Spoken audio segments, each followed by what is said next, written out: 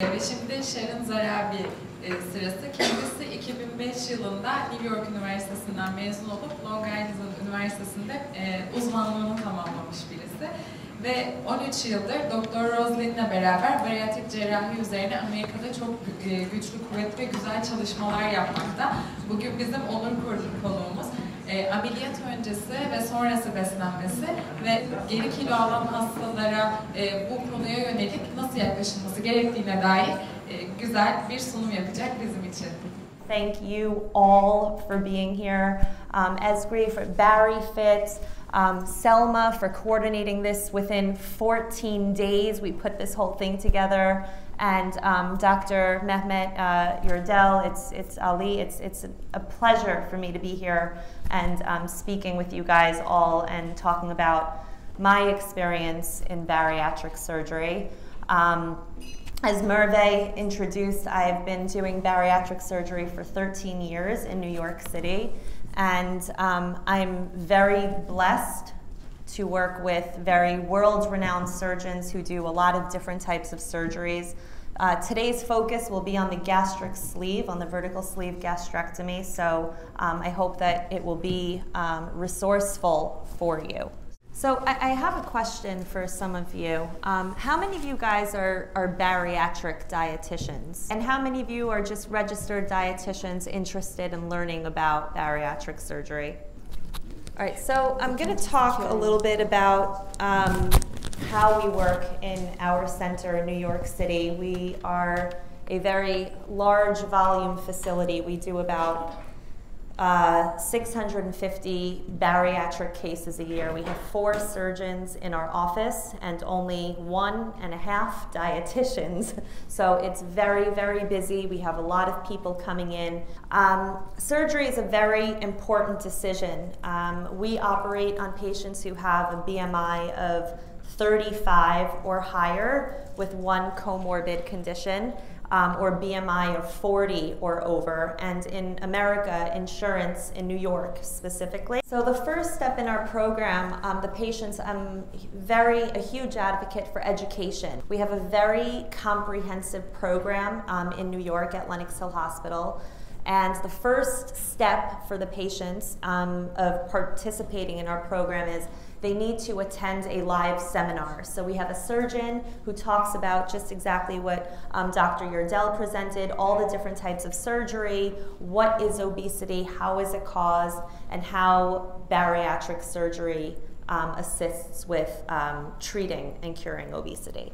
And after they attend the seminar, they then meet with the surgeon and they have an initial consult to speak about their past medical history and which surgery would be best for them. They meet with me. So it's very intimidating sometimes for someone who is of larger size to meet with a dietitian. I'm usually the last person they want to talk to because they may not feel comfortable speaking about food with a dietitian. So in our clinic, what we first do is instead of meeting with me face-to-face, we sit in a nutrition class. And so when they meet with us in the nutrition class, there's other patients, so it makes it a little bit more of an open forum. They feel more comfortable. And I don't even speak food the first time we meet. I speak about wellness. I speak about well-being, because this is a key word. If these 6 pillars aren't in balance, then this surgery will not work. So they're coming in, if you see here, you have physical health, you have intellectual health, psychological, emotional health, social, spiritual, and occupational.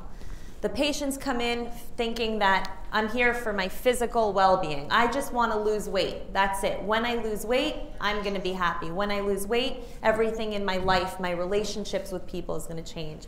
But what we're here to really show them that physical, mental, social, all of these need to be working together.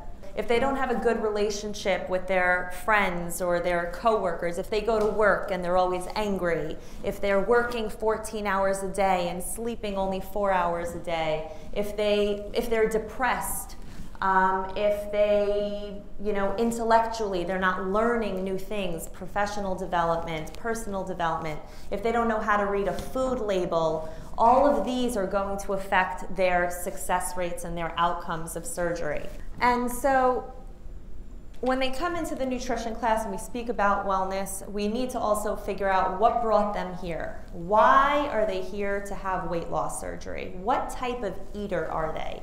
Do they skip meals? Do they not know what protein, fiber, fats, carbohydrates are? Are they not sleeping enough? Do they just love to eat?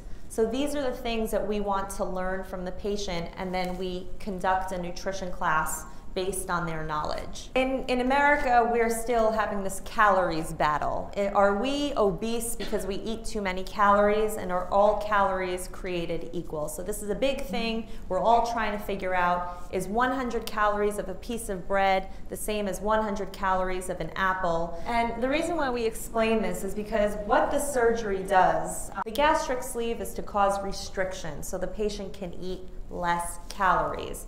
But now we need to talk to them about eating different calories for their future. Because 2,000 calories of a westernized, highly processed, based on carbohydrate diet is not going to be the same as 2,000 calories of a Mediterranean diet that has more protein, more fiber, and more whole foods. So we're here to teach them calories, okay, too many calories contributes to weight gain. We need calories. We need calories for energy. We need calories to think. We need calories to move. You guys, if you didn't have breakfast today or lunch, your brain is shut down. So the information that you're getting will not be retained. So it's important for the patients to understand they need calories, but if they eat too much of the wrong ones, that's what contributes to obesity. I really want everybody to understand the concept of calories, because I think it's so important for the patients to understand what happens when they have the gastric sleeve, because a lot of them, when they sit in the nutrition class, they're already, well, I don't need to listen to this. I'll do this after surgery. We're giving all this information to them before surgery to try to get them to take the concepts and start practicing now. They are encouraged to lose weight before surgery, and not by starving themselves to shrink their liver, but to actually put some of these principles into practice. Here, so we all went to dietetic school, and we learned that for every 1 gram of carbohydrates, it contributes 4 calories. For every fat gram, we get 7 calories. Protein provides 4 calories per gram, and alcohol is obviously very caloric. The reason we go through this is because, again, to give you this concept, not all calories are created equal. And the same thing goes for after surgery. A cracker, okay, a cracker or a pretzel, and you put it on your tongue, what happens? It melts, okay? So you put a cracker on your tongue, it disintegrates, it melts. You don't need to do any work to do it. Okay, the gastric sleeve, you have 80% of your stomach removed, and now you have a stomach the size of my thumb. That's the size of the stomach after the sleeve. They could still eat crackers, no problem. Okay, the crackers melted in the mouth. They go right through the sleeve and they get stored as excess calories, empty calories. I want to try and teach them that they need to eat more whole foods, okay? Foods that take work to digest, foods that have a higher thermic effect, meaning the body uses energy to break it down. If you take chicken and you put it in your mouth, does it melt? You put an egg on your mouth, or nuts, or vegetables. We need to chew it. Crackers, pretzels, cookies, all of these processed foods do not require any chewing. They can go right through the sleeve, and with time, a patient will say, well, I had weight loss surgery. My doctor told me I'm going to be full, and that's how I'm going to lose weight. Why am I still hungry? So that's why the dietitian, the nutritionist, is such an important part of this patient's journey after surgery. We need to become food therapists. We are their life coach. We are their support group leader. Our patients are very, very good at losing weight. What's the hardest part? So the hardest part is actually keeping it off. Everybody can lose weight. So we are here to create what I call loyal eaters. They need to learn how to respect their hunger. It's okay to be hungry, okay, because they're going to be hungry after surgery. They just need to learn how to eat. So we're here to teach them, and most of you learned all of this in school, where their macronutrients are coming from. We need to teach them, this is that intellectual wellness circle that we spoke about. This is that nutrition knowledge. What are carbohydrates? Where are they found? Complex versus simple. What are fats? Where are they found? What is saturated versus unsaturated? What is protein? Where is that found? And so I also go over obviously what the function is.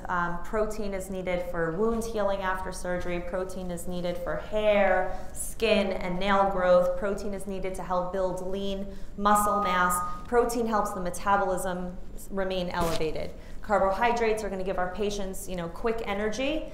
But when they're in an obese state, they don't need so much energy. They need to transfer their fuel to the other sources, such as more fats and more fats and more proteins. Once we give them the basic nutrition knowledge, now we can talk about nutrition. Once they understand how they got here, now we can talk about how to fix it moving forward. In the United States, we have many different types of procedures, as you guys have seen. It has evolved over time. We have mainly restrictive procedures, which just allow a smaller amount of food to be taken in by the patient. It is still possible to regain weight with any procedure if the patient does not change their behavior.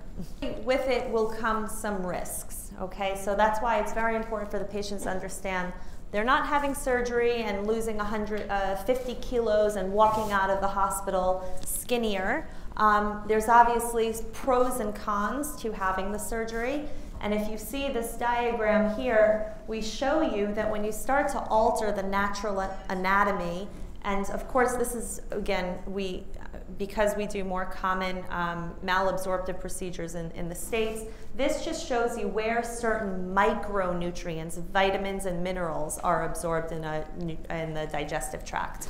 When you have a smaller stomach, there's also less hydrochloric acid that's being produced, and hydrochloric acid actually affects intrinsic factor, which absorbs B12. So hydrochloric acid plays a major role in absorption of nutrients, and when you have 80% of the stomach removed and the greater curvature taken out, although your ghrelin hormones, which is the benefit of having surgery, you're having your ghrelin hormones, which are your hunger hormones, removed, you're also creating less acid, which is going to affect the absorption of some nutrients. Here are some common complications with some of the procedures. Again, the more malabsorptive ones are going to have higher ones. With the gastric sleeve, it's just restrictive.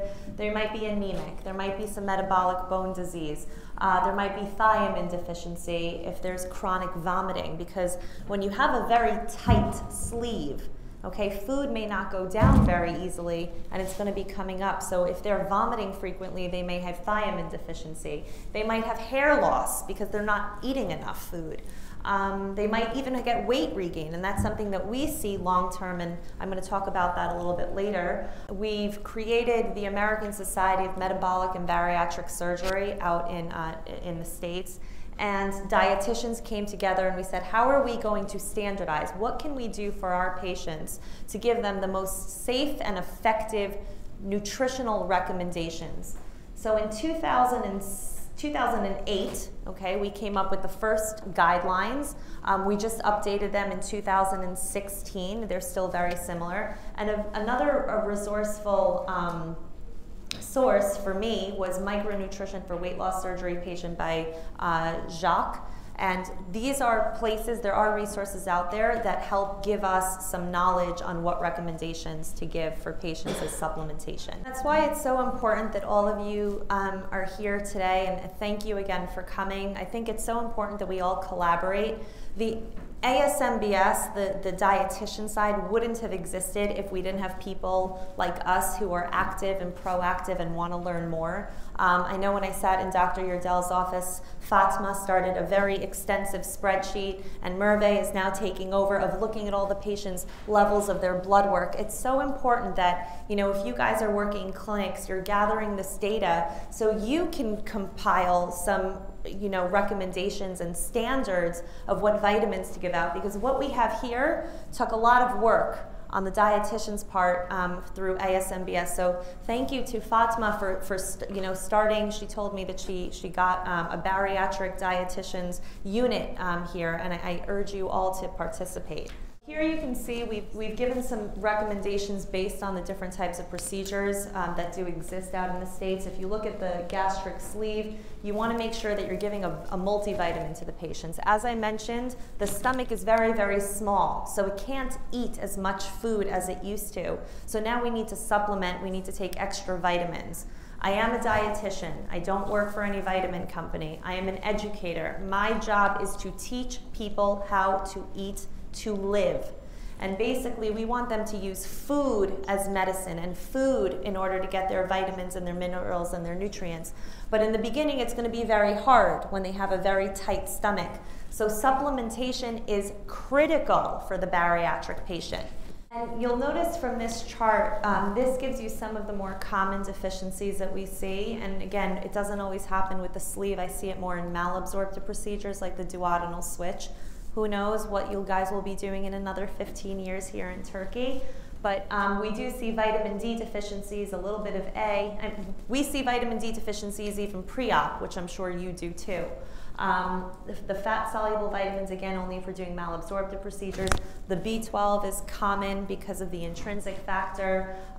Some patients are anemic or have iron deficiency even before surgery. So this is a nice chart that gives you some ideas of what are the symptoms of these deficiencies. The chart before is how to treat it and what to be testing for in your blood work. This is basically what your vitamin should be, what the vitamin protocol is for the surgery. If you're having a gastric sleeve, we usually recommend that the patients do 1 to 2 pills of a bariatric formulated vitamin. We also recommend that they take 500 milligrams of calcium citrate. We emphasize citrate, not carbonate, because carbonate needs stomach acid to be absorbed. Citrate is absorbed a lot easier and on an empty stomach. We recommend 1,000 micrograms of B12, okay, once a week. You don't need to take that every day. It's important that the patients start on a tablet that's chewable. We don't want to block the stoma, so it's important that the multivitamin is a chewable form for the first 3 weeks, and then after 3 weeks we recommend that they can switch to tablets or capsules. So iron and calcium need to be separated. When you find a multivitamin that has iron in it, it most probably won't have calcium, so you're going to need to take a separate calcium. But that doesn't mean take the calcium with the multivitamin. You still need to separate the multivitamin with iron 2 hours apart from the calcium supplement. Also, the body only absorbs 500 milligrams of calcium at a time. So if we're suggesting 1,000 milligrams of calcium, you want to make sure the patient is reading the labels on the vitamin capsules and taking 500 in the morning and maybe 500 in the evening, so separating those doses. They make chewable forms. Their multivitamin is formulated. I mean, I went through it. It had a good amount of the nutrients that we're looking for. Most of the time, a patient might need to take extra vitamin D, and as you can see in their vitamin, because it does contain iron, it doesn't have calcium, so the patient will need a separate calcium from. I was asked by a dietitian, you know, how do you know what vitamin is better than the other? How do you know if this bariatric vitamin is better than another? We don't regulate supplements in the United States, and I don't think you do them here in Turkey either, so it's very hard to say what vitamin is better than another. Most of the research is either going to be funded by an industry, so you need to work with the patient very closely and have these conversations with them and see, you know, what are you eating? What vitamins are you taking? Are you taking them every day? Are you taking iron and calcium together? Because many times I've actually seen the blood work not go up, actually even decrease, because they're combining the vitamins together. So it's so important that you have this dialogue with the patient. The vitamins that we monitor over time, you can see we're looking at their hemoglobin A1C. We see significant improvements with patients who have diabetes with their hemoglobin A1C decreasing over time, obviously because they're not eating a lot of carbohydrates.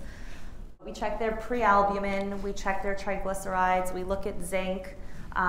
We get a complete comprehensive metabolic panel. We're checking their thiamine, folic acid, total cholesterol, their protein stores from albumin and prealbumin. hemoglobin, hematocrit, their LDLs, cholesterol levels, vitamin D, vitamin A.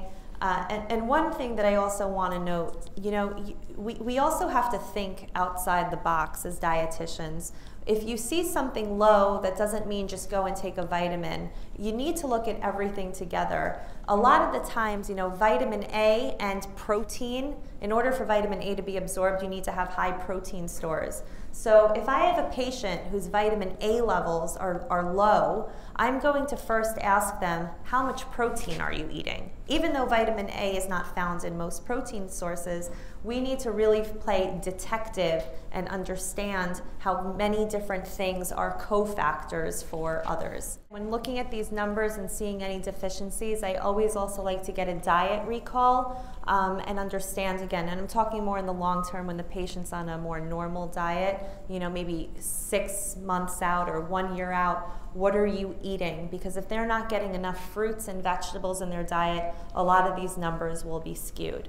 It's important to get these lab values preoperatively because a lot of the times you'll see that patients have deficiencies that aren't surgery related. So it's important to look at those numbers and replete them, okay? If they're deficient in something, you need to get them at normal values first through diet, and if diet doesn't work, through supplements, and then, you know, go through the surgery.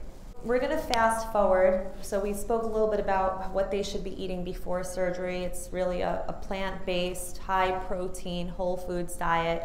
Once they have the surgery, okay, I want to talk a little bit about what the immediate diet is like. Some centers might actually have the patients on a full liquid diet before surgery to shrink the liver. Different institutions have different protocols. I work with 4 surgeons, so they all have different ideas. One of my surgeons has the patient on the full liquid diet, so mostly only protein shakes for 2 weeks. And then my other surgeons just really have the patients work with the dietitian on a monthly basis to try and get them to be more mindful eaters to help them lose weight. So now the patient had the surgery, okay? They're in the hospital. They've had, again, about 80% of their stomach removed. They have this long, narrow tube, and there's staples. So we need to give the stomach time to heal, and that's why we have them progress on a specific diet. For the first day, so this is post-op day 1, the patient is on clear liquids.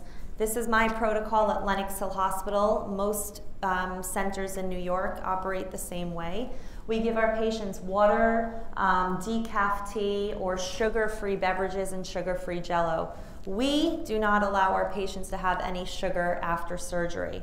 However, there are some centers who do give a little bit of juice after, if it's diluted. I guess it helps a little bit with the nausea. So this is really based on your center's recommendations. I think sugar-free is fine with our patients. 2 weeks from day 2 to day 14, we have them on full liquid. So this is going to be mostly protein supplements, protein shakes. As I mentioned, we try to keep a very low sugar diet because, as the analogy we gave before, sugar dissolves in the mouth. It actually increases your appetite stimulating hormones, so we want to keep them on a low sugar diet. So any protein shake that they're getting should be less than 10 grams of sugar. BariFit, again, another wonderful post-op plan, has puddings, has shakes, has soups, all that are fortified with some fiber, with protein. And as most of you know, protein and fiber are what keep you full. Okay, when you take protein and you take fiber and you put them together, they create a gel in the digestive tract. Okay, a gel goes down very slowly through the digestive system compared to water. Water just goes through, a gel slides. We are always trying to give that patient a sense of creating a gel in their stomach. So we really want to push from forever protein and fiber, protein and fiber. I say this out loud in my nutrition class 3 times, and I make them repeat it back to me so they learn what nutrients do they want to enhance in their diet, protein and fiber. My surgeon, he is okay with the patients doing something that's very pasty by day 6. So one thing that I found here while I was in Turkey that I fell in love with was muhammara. Am I saying it correctly?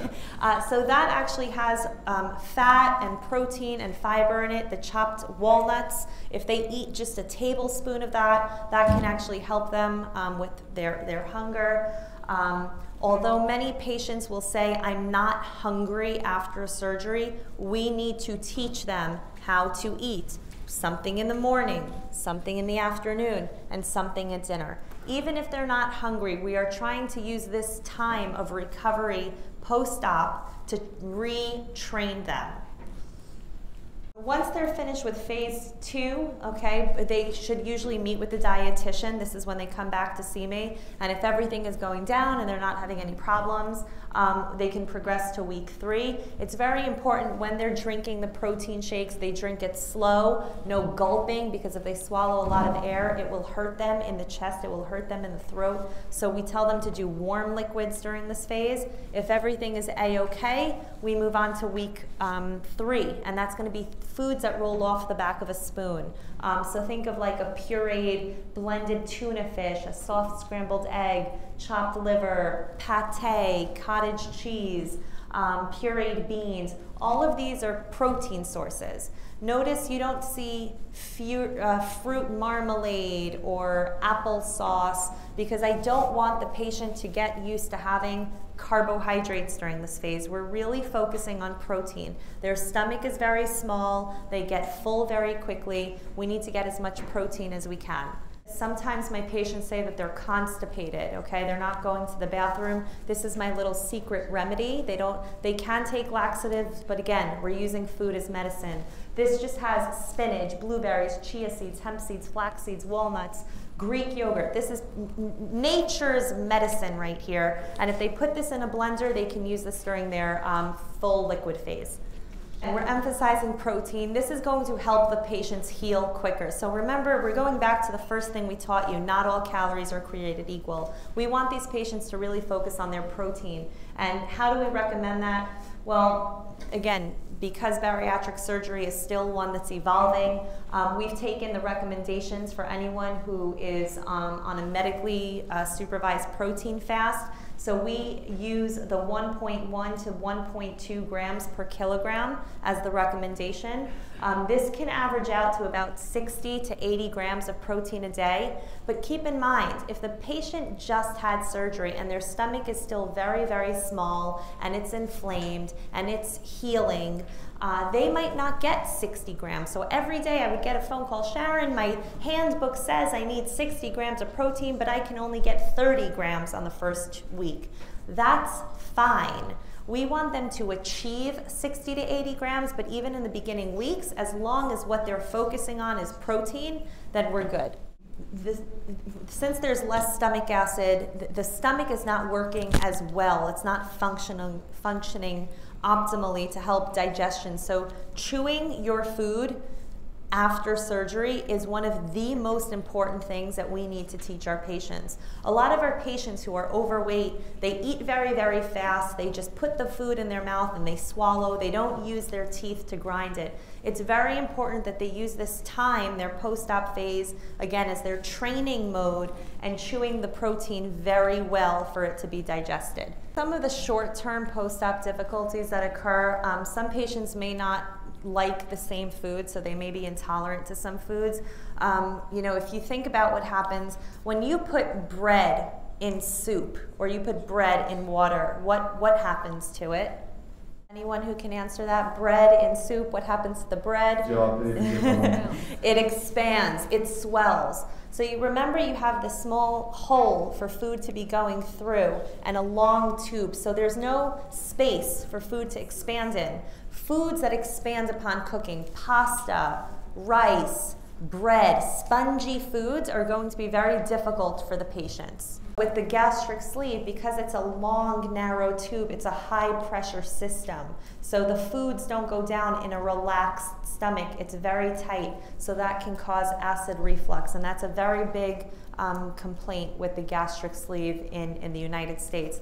And if the patient's complaining about regurgitation, they're vomiting, or food gets stuck, or it's sitting right here, that's usually because they ate too fast, they didn't chew the food well, or the food was very, very spongy. I had one patient who always was vomiting after surgery, and he thought this was normal because he didn't understand what happened. So for the first, when he started to go to week 3, he was vomiting. And I said to him, what are you eating? And he said, oh, I'm doing the protein shakes. And I said, well, the protein shakes shouldn't make you vomit. But what happened was he would drink the protein shakes and then he'd run to work, or he'd be driving and drinking his protein shakes. So if a patient is multitasking or doing many different things and not sitting and focusing on their food, that can also cause stress in the esophagus. Food won't digest easily because when we're stressed, everything is constricted. When the esophagus is constricted, the food won't go down. So we need to make sure that we're sitting and enjoying our meals and not running around with food. And if they have lack of bowel movements or constipation, it's usually a sign of dehydration. So we do recommend 6 to 8 cups of water.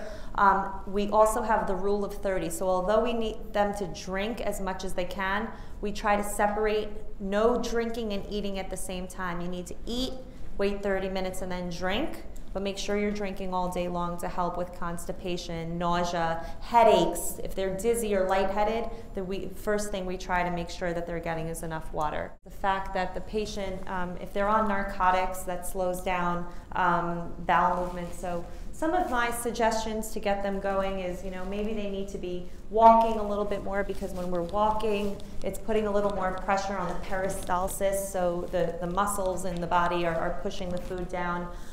We might suggest, taking 1 or 2 tablespoons of chia seeds, put that in your protein shake, shake it up, or put it in your water and drink it. There's been so many different changes going on in their bowels, so I also recommend, if you want a probiotic, acidophilus, and this is just another slide with some other suggestions for treating constipation. I hope that this has been a helpful talk, and we'll speak a little bit more about what happens after the honeymoon phase. Many of the patients, they lose a lot of weight in the beginning. That's the easy part. What is our role after to make sure that they survive this part? This is the meal plan that I like to suggest to the patients, over the long term. It's a plate. It goes over what your diet should be comprising of. We want a diet that includes a lot of protein in the long term. We want a diet that has a lot of dark leafy green vegetables. Not all vegetables are created equal. Cucumbers are not the same as spinach, arugula.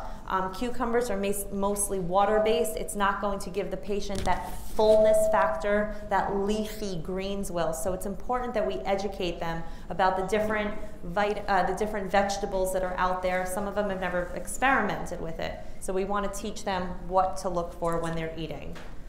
Instead of doing cereal made out of cornflakes or Rice Krispies, I like to get them to do more oatmeal because it has higher fiber, with chia seeds, some almonds, and some strawberries. In the United States, we take everything, we wrap it in bread. We do wraps, and sometimes my patients think a wrap or pita bread, because it's flat, has no carbs. I don't know where they got that idea from. One wrap in America is like 5 slices of bread. It's very dense, it's very gummy, there's a lot of gluten in it. Some patients are gluten sensitive after the sleeve because there's a lot of altered digestive enzymes that affect how they process food. So we try to get them off the bread and doing more platters. Thank you. I couldn't keep